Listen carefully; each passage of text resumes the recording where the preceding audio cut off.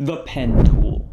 Yep, that's right. We're going to talk about the pen tool today. Probably the scariest tool to learn when you're starting off as a designer. When learning the pen tool, there's one place I like to tell everybody to start, and that's with a little game called the Bezier Game. I'm going to walk through the first couple levels of that game and show you guys exactly how to get started. So here we are on the homepage of the Bezier Game, and you can see a couple things. We can see a blue dot flashing, and then we see this kind of gray track going across the screen. So the goal of the game is to use our pen tool to draw a line inside of that track and get to the end without hitting any of the walls. So what you're going to want to do is click right here where there's this kind of flashing dot, and that will make a point or an anchor point. And then as you move your mouse, you'll notice there's this kind of line following my mouse. This is the line that you are going to draw. So what we want to do is move that line over to the corner, and then we are going to click to create another anchor point. Boom, just like that. And then you've probably got it from here. We're just going to go to the bottom and click once more.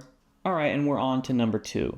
This one kind of looks like a house. Let's call it a house. So now that we've got the house on our screen, you can just click and just keep clicking in all these corners. One little trick to this level is if you hold down the shift key, it'll actually stop that line from going anywhere except for on a 45-degree angle.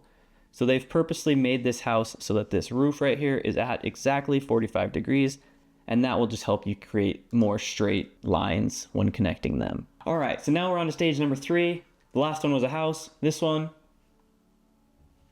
I think you got the idea. It's a circle. What we're going to do is start right here on the side. I'm going to click and I'm going to hold down my mouse button and drag upwards. And I'm going to line this up kind of with the guides and let go. Now we're going to move our mouse to the next point, and we're going to click and hold once again, and we're going to combine the two. Once we drag this top one out, it's going to make that curve exactly how we want it. We can let go and move on to the third point, doing the exact same thing. Click, drag, go to the next, click, drag. And you always want to drag in the direction of the line. Otherwise, if you drag it the other way, it's going to flip the way that it pulls the line, and it's not going to make the curve that you want. So at the very end, since we already have those handles drug out, you don't have to click and drag. You can just click and it'll keep those and complete the line. So on the heart, we're going to learn a new kind of technique with the pen tool where we're actually going to break the handles apart. So in the last one, you notice as you moved one up, the other one went down, kind of like you're doing a dance. Well, now we're going to break them so we can actually move one up and down or the other up and down. So let's see how that works on this heart. We're going to click where we start, right? And we're going to click and drag to make that handle once again.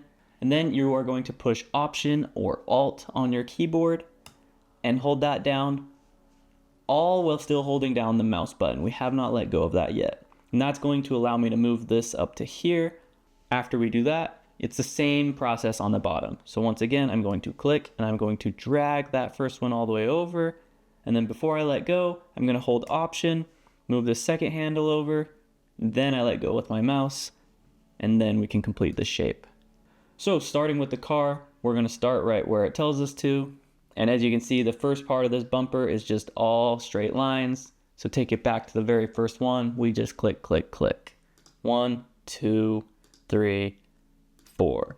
We're going to click and drag right down there in the center. And I'm actually going to hold that shift key because that actually will keep our handles in a straight line as well and kind of create a smoother curve. And I'm just going to click, but I'm not going to click and drag because I don't need to curve this part of the line straight across. Same thing. We can click once again, do all the same things, and then it's just boom, boom, boom. Now, probably the hardest part of the whole car for people who, when they're just starting out, is the back. So what I'm going to do is I'm going to find kind of the peak of this curve. So I'm going to choose that, and I'm going to click and drag that curve of the car. And then this is the part where you got to be kind of smart about what we do. If I let go just like that, you're going to notice it's already curving this next line, and that's not really going to work for us. So we're going to undo that, and we're going to try again. But now we need to use Option, and we're going to actually drag this closer so that it doesn't curve as far, kind of like we did on the heart. By doing that, we can now finish the curve over to the front of the car, and then it's just a straight line down. And then we have our last part of the car, where we can finish off the shape. So I'm gonna go ahead and let you guys complete the rest of these on your own. They shouldn't be too hard. I think once you've done the car, you can do the rest. It's just a mixture of all the different types of curves.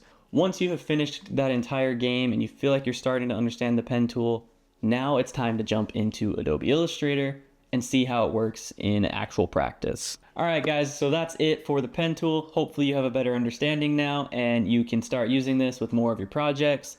Thank you so much for watching. I'll see you guys in the next one. Pen tool.